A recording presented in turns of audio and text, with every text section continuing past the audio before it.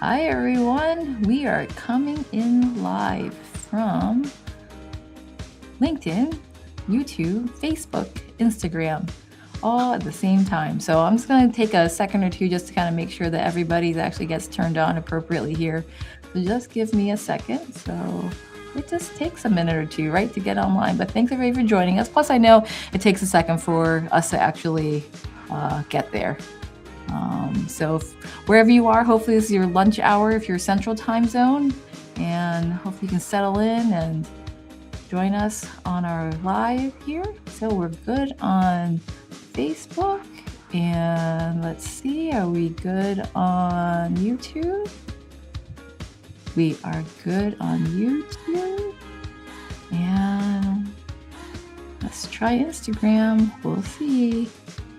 That one's always the hardest. Hello, everybody from LinkedIn, YouTube, Instagram, Facebook.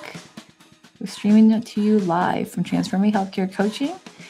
And just letting everyone settle in. If you're lunchtime, Central Time, in the middle part of the country, go ahead and grab your beverage, find a quiet place, put an earbud in, and we'll get started here.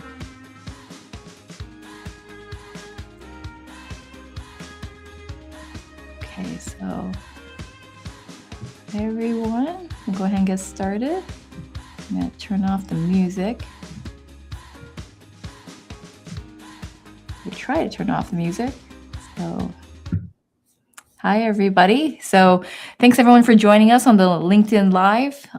And my name is Lillian Liang Emlet. I'm the founder of Transforming Healthcare Coaching, and I'm super excited today to introduce our guest today, which is Salvatore Manzi, who is the author of Clear and Compelling. And we did not rehearse that.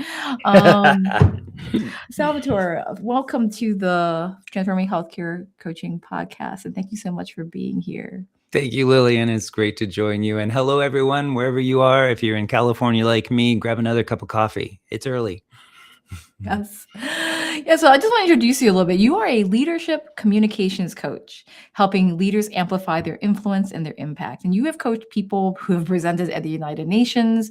You've guided startup founders. You've helped physicians and clinicians speak with more presence. You've helped people through TEDx talk. So you've done all kinds of communication. You've been doing this for over 20 years. And so I'm really so happy to bring you to our world and our audience, because I would say that leaders in healthcare, sometimes we don't really mean for that to happen. And the words just come out of our mouth and it's an oops.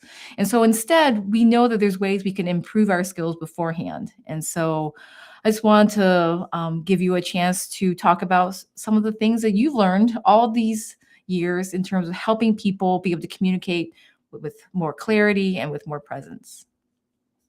Wonderful. It is so awesome to be with everybody today. And 20 years has been quite the journey.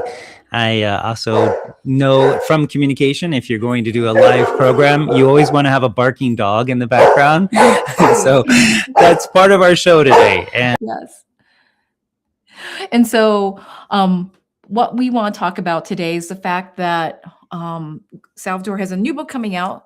And this is coming out in October, and we will be actually featuring it on the Transforming Healthcare Coaching MedThrive community book rounds. So we actually have a nonfiction leadership book club quarterly with Transforming Healthcare Coaching. And this is actually for healthcare professionals of any flavor or sort who just wants to be able to have a private place to be able to think, learn, and grow and develop their leadership skills. And as we all know, leadership is not just one thing, it's many, many skills altogether. And so we're really glad that you're here to be able to help get a sneak peek of what's in the book before it even gets released.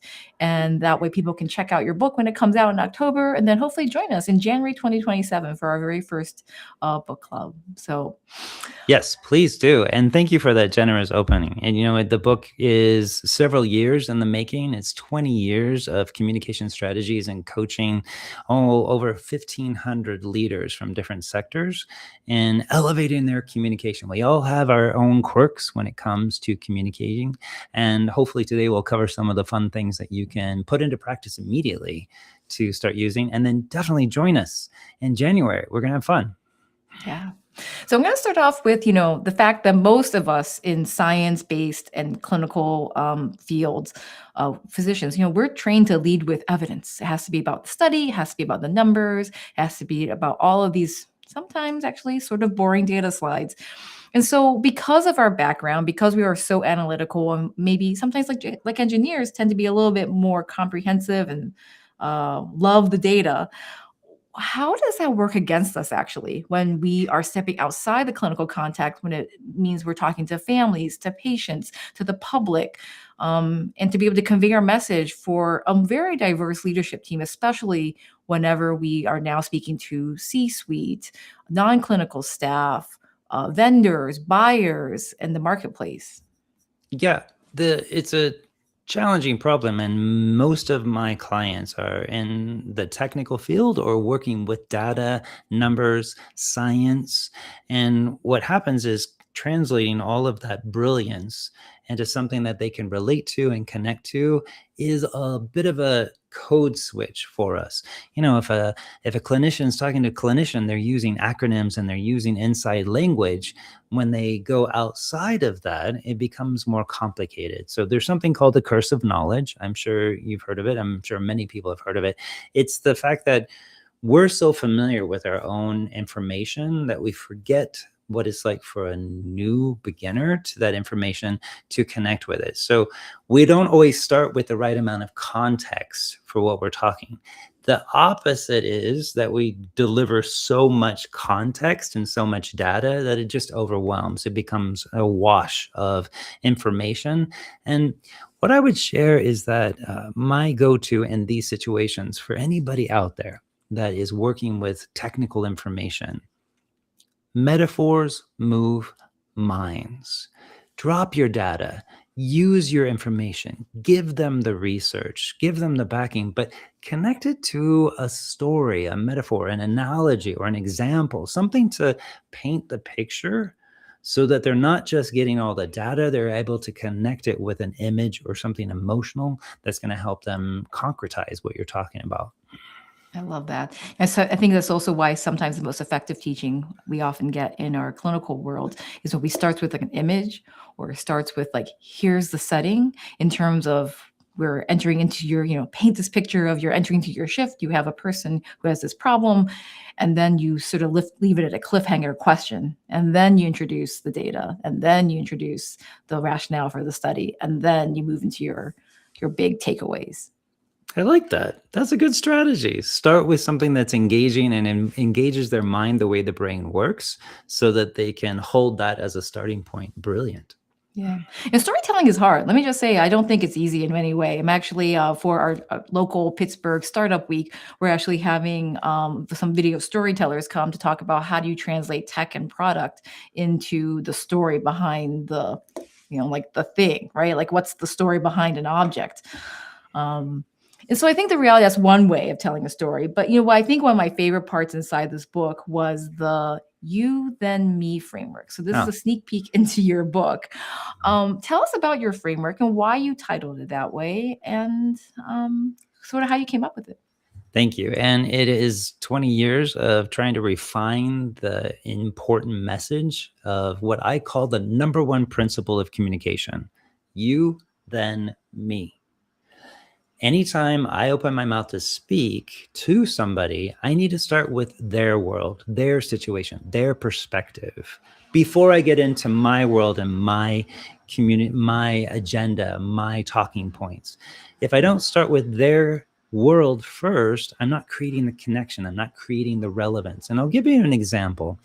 It'd be like me giving you directions to my house, starting from my house. Okay, from my front door, go 1 block down, turn left. At the light, go right, go past Target, turn left again, and then you'll be there. No, but it doesn't make sense. You can't get there. And yet, how often do we begin explaining something to somebody else where we begin telling them our experience from our world before we actually get it from their world to ours? So the you then me is a principle of connecting your listeners to what you want to speak about from their perspective first. And then the bridge is opened up for you to begin speaking about your perspective at that point. I like that. And it's just really, I mean, I love the simplicity of that formula because, you know, we always are, when we're curious about the other person first, not only do we get more data, but it's also just kind of fun to like hear about other people's perspectives. And you just never know what you might discover. I mean, I think that's part of the reason why clinicians like being clinicians, that we get a chance to see somebody else's lived experience and chit chat about who they are as a person, much less the disease or the surgery or the procedure about to undergo. But it's just, it's that's the part that actually comforts everybody, is just these shared stories. Yeah, and you hit the word I was looking for, is comfort. And I judge so many clinicians and those in healthcare are dealing with the emotional weight that's being brought. Not just, do you understand me, but do you understand how I feel right now?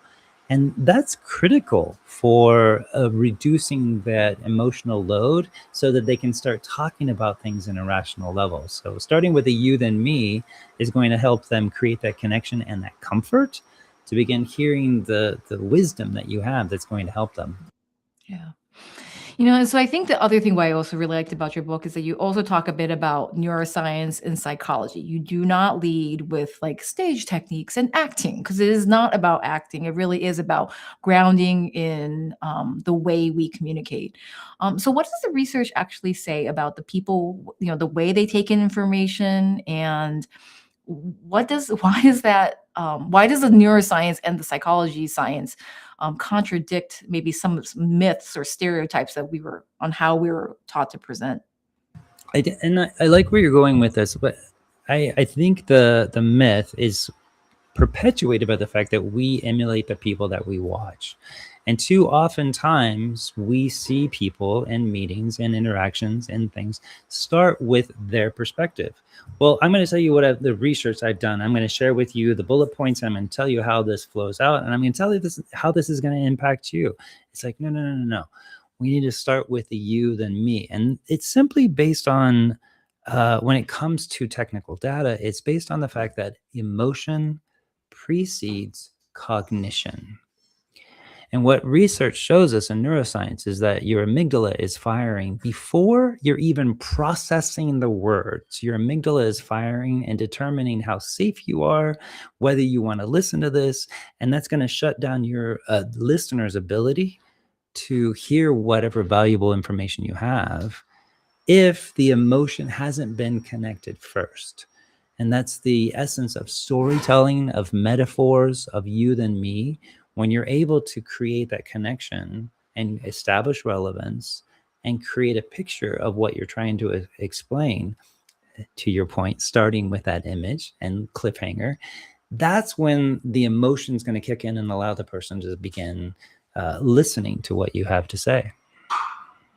You know, I think also the reality is it's also sort of how we design things, right? Like even coming to this space right now, for those who are listening, you know, took a second or two to kind of enter into the room, and so be it, right? So you get a chance to kind of relax, take a breath, take a beat, you know, put down like what you were doing in the hour before to be able to come in during your break and come listen to us. You know, some of you might be walking, some of you might be just listening on your phone, some of you might be at your computer, but just having that chance to sort of switch calms down that amygdala, that emotion center, so that we can have a chance to kind of hang out together here on the live stream.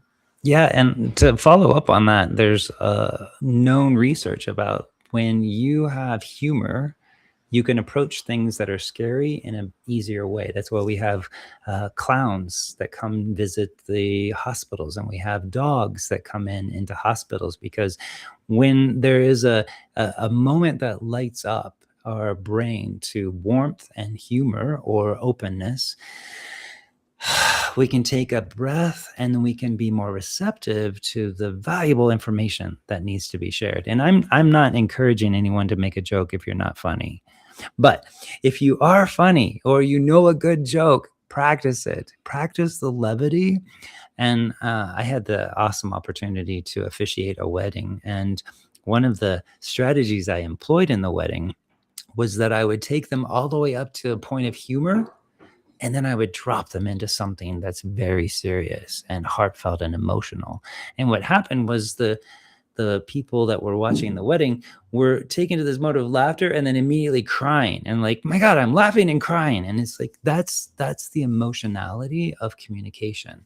When we can open them up with that connection, then they will then have more of an emotional ride, and it's the emotional ride that creates the memory. It becomes more memorable, and your messages are going to inspire more and connect with more out there. So I have to admit, I do want to be selfish in this hour and commandeer some free advice here in public about things that make a lot of people nervous. So, you prepare people for like the United Nations. There is a wide diversity of perspectives in that room, and Mm. fundraising rooms like venture capitalists and like pitch decks and people who are doing startups. There are lots of skeptics in the room, and so you get really anxious because you're presenting, to the C-suite to decide if you're going to buy your software. It's various different perspectives to close that deal. And so, what's true to help prepare someone enter into these kinds of rooms where it's very Mm. large, you don't know them at all, you're probably not going to be using humor, or maybe you might.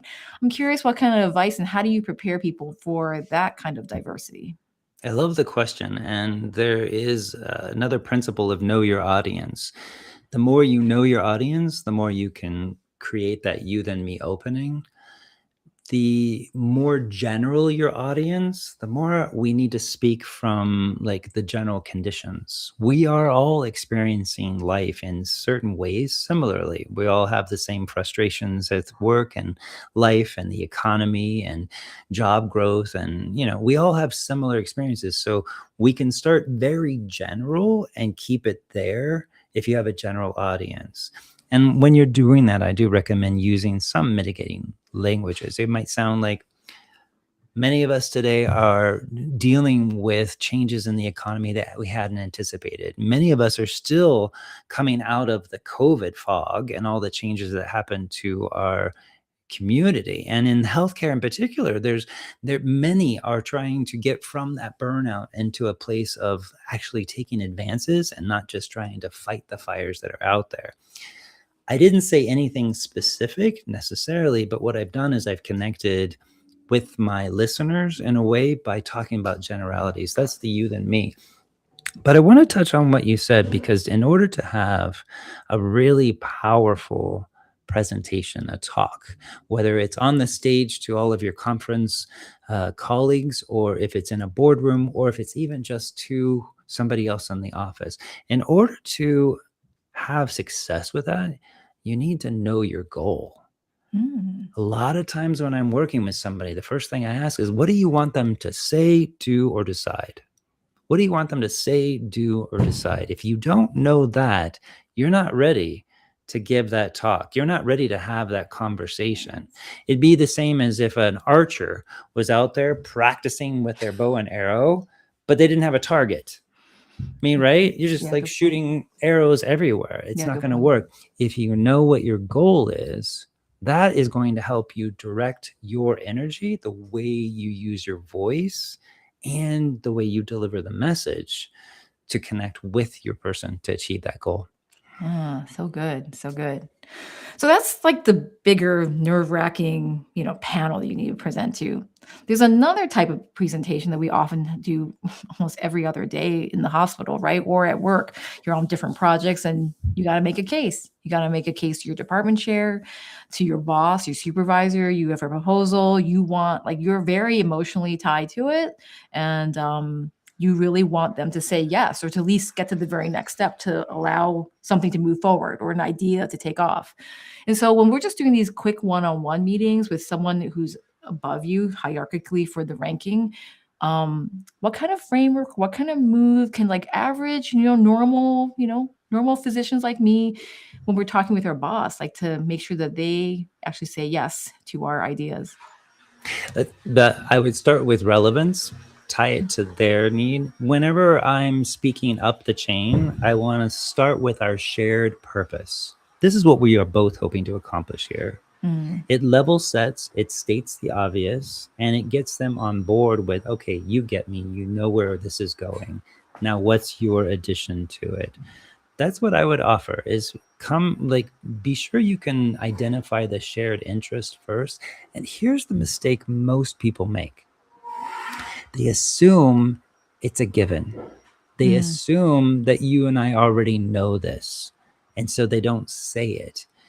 Stating the obvious, speaking to the shared interest between you and that person up the chain helps to create a foundation for everything else that you share.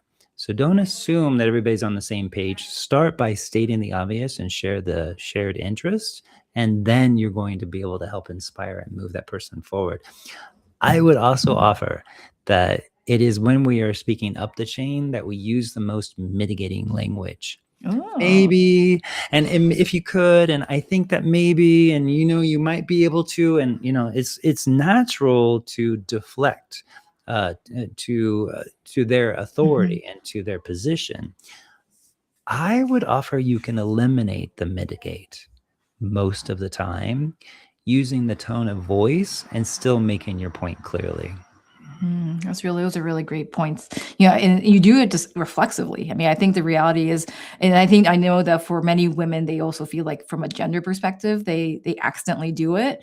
And it's really hard for women to really try to remove some of these languages out of their vocabulary because it happens unintentionally. And until you have a colleague, a peer, a coach like yourself, speaking coach like yourself, come alongside, watch these conversations, you realize, oops, I did it to myself again. Then you have to be more intentional. This is why it's actually in some ways it's really great to have video review. And so it's Yeah. great that we're doing this live. So then when I go back and watch the video, I can look for these opportunities that I may have chosen a better word. I mean, to that point, and you mentioned female professionals often do have conditioning. And I would offer we've all been conditioned by society. We know what gets rewarded and what doesn't. And we try to stay within them because every human being's biggest goal is belonging. We will choose belonging over becoming. And so we default to our conditioned drivers. What are the conditions that are driving you? What are your knee-jerk responses to any contextual situation? And I would offer, take a look at when you're talking to this type of person, when you're talking about this topic, when you're talking Mm. in this environment, what are your conditioned behaviors in those situations? Watch yourself. Don't try to watch all three for all at the same time. Pick one. I'm going to watch for all day today. I'm going to watch how I am conditioned to respond to people in this role and see how you show up. And then make one small adjustment, a little adjustment to try something a little bit differently, because we all know the thing that got you to where you are is not the thing that's going to get you to where you want to go. So you Yeah. have to create those changes in our patterns in order to get to that next level. Yeah. And I love also who the reality is just little by little and just being really intentional to put yourself into the areas of uncomfort, your zone of proximal development, as cognitive and learning theorists would say. You need to kind of just keep pushing the next step, the next step, and the next step. Which I guess leads me into one of my more final questions, which is we often do oopsies right in the moment. We open mouth, insert foot, and you got to figure out how to recover. And so, how do you recover? Whether you're on a big stage or you're trying, you veered completely, did the wrong answer to that, pitch, meeting with all the different investors, and you're trying to like, I need a reset. How do you get people back on your team in the communication world? Yeah, I don't know because I've never done this before. I'm kidding. I have made so many, I have fallen on my face so many times. I can't even count it anymore. Part of it is that I'm just used to falling on my face at this point. But you bring up a really good question. How do you recover when you forgot what you were going to say, or you said the wrong thing, or somebody's reaction, whether it was a facial expression or what they said, throws you off? Like, how do you Mhm. recover in that moment? And I would offer that you want to use your physiology. Typically, when we're in that moment, we fall down, we collapse inside. It's a natural instinct. So train yourself to stay open in that moment. What this does is it sends a loop to your brain that I'm okay, and it gives you the resourcefulness to continue. Second thing to keep in mind is to breathe. And here's the fun thing. People always say, if you're nervous speaking, take a deep breath. No, no, no. Take a deep breath. Yes, you need to keep breathing. But as everybody in the listeners, I'm because we are talking to clinicians, you know, it's when the exhale that your body calms down. When the chest expands, the heart goes faster. When you exhale, it goes slower. So take a deep breath, but let it out and hold that exhale. That's going to help you calm down. So those are two things to manage your internal state in that moment of mistake. What research tells us, you don't need to apologize. You don't need to belabor the moment. You just need to self-correct and keep going. What you'll notice is the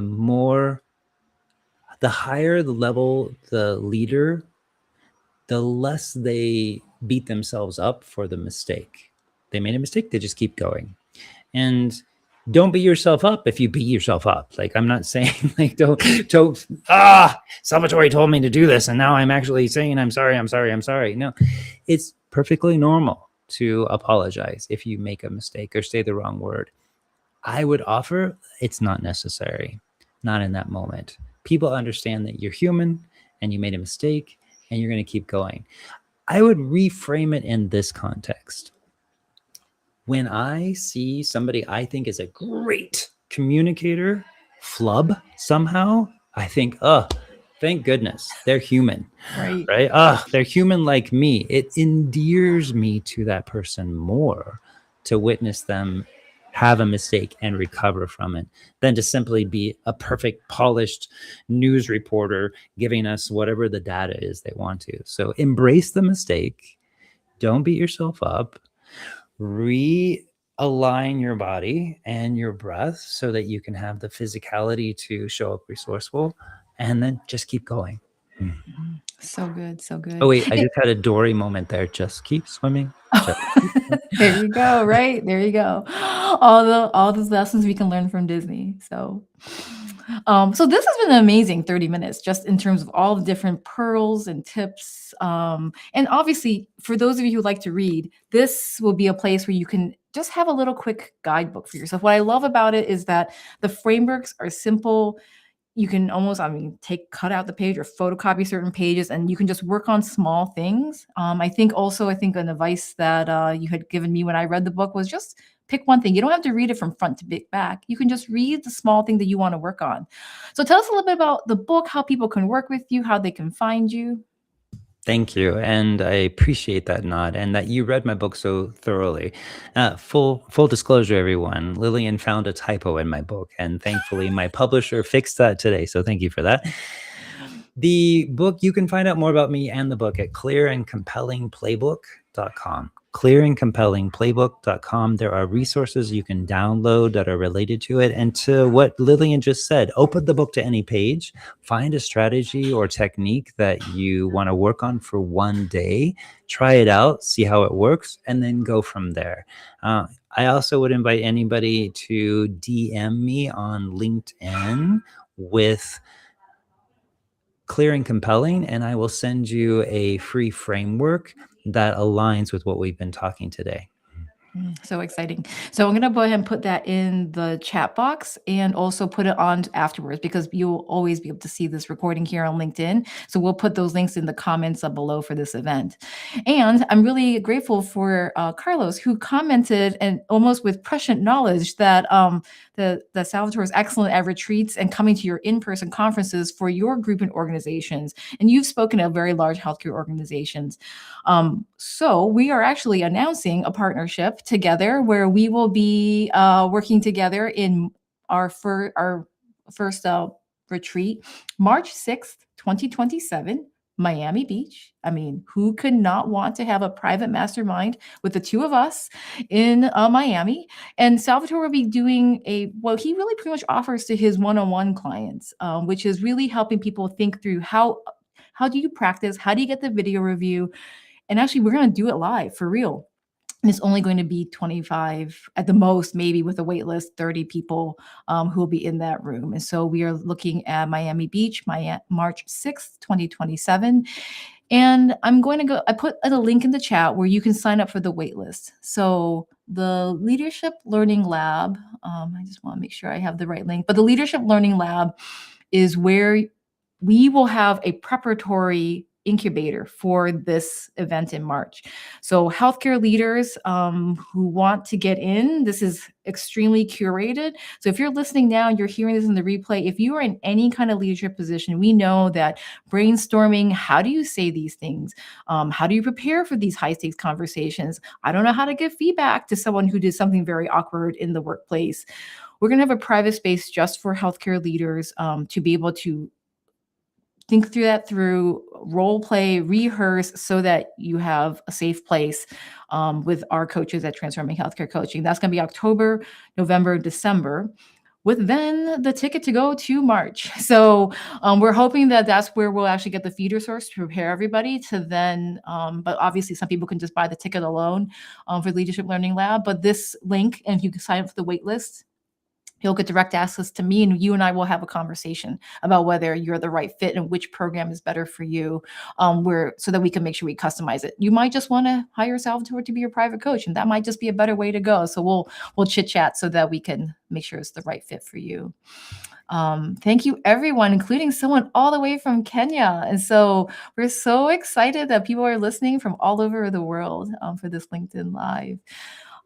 So Salvatore, any final concluding tips, encouragement, words of wisdom before we go? I always like to leave people with the idea of spot it, got it. Hmm. If you see somebody communicating in a way that you think is superb, the fact that you can spot it means that you've got it. All you've got to do is get out there and try it. So if you're spotting somebody great, it means that you have that greatness in you as well. Thank you to everyone that has listened in, and clearingcompellingplaybook.com is the place to get the book. And I look forward to seeing you in Miami. Oh, so awesome. And here's the book. You can pre-order it anywhere you normally pre-order books. Thanks everybody for listening, and we're going to go ahead and stop the live stream. Please DM either of us on LinkedIn. Bye-bye.